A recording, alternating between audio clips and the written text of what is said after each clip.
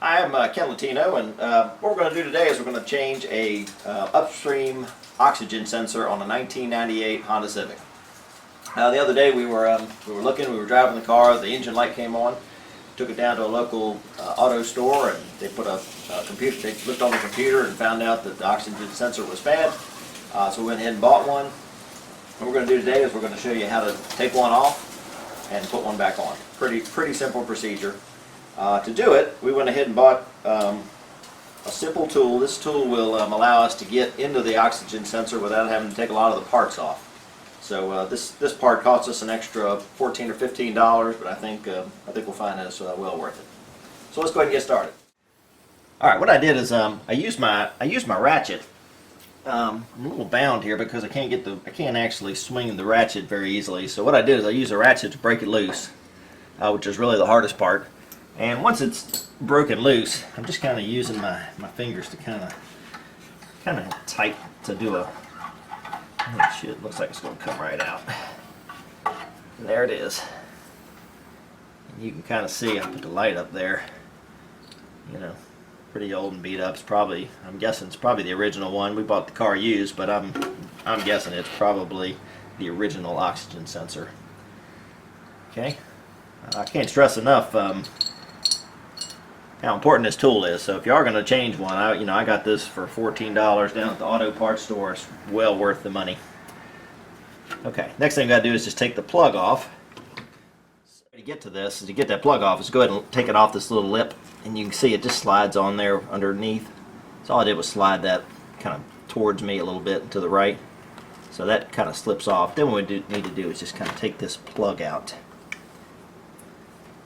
And that plug is kind of held together in these two places. So once it's out, it's pretty easy. You just kind of push together and it should pull right out. There you go. There's our existing sensor. Okay. So what we're going to do, we're going to take our new one and we're just going to reverse the process. Okay, so I'm going to take this off. They put a little lubricant on here to begin with on the thread. You can see that's already there, so that's good. So we want to get that, and we want to get that back in.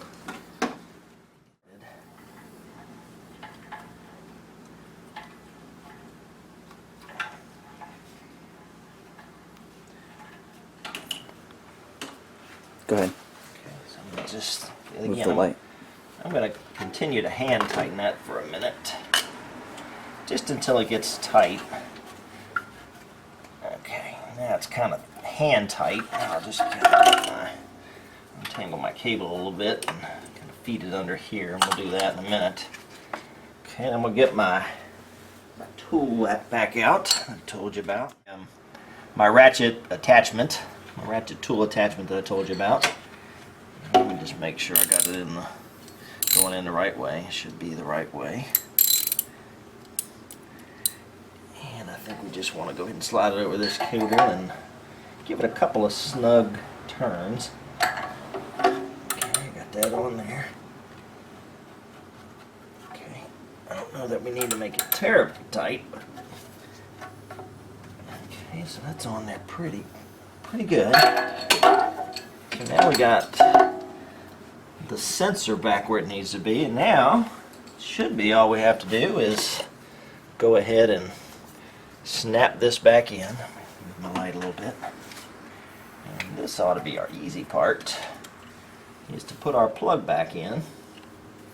Make sure I get this in the right way. It should only go in one way. So now I got the plug back together. I'm going to seat it again on this little clip.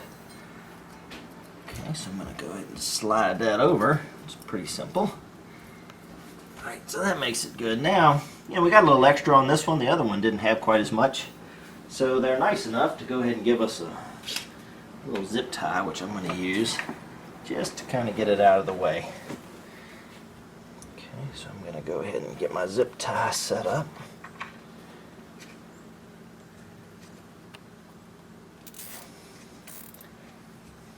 Okay, so there we go. So we got our sensor back in.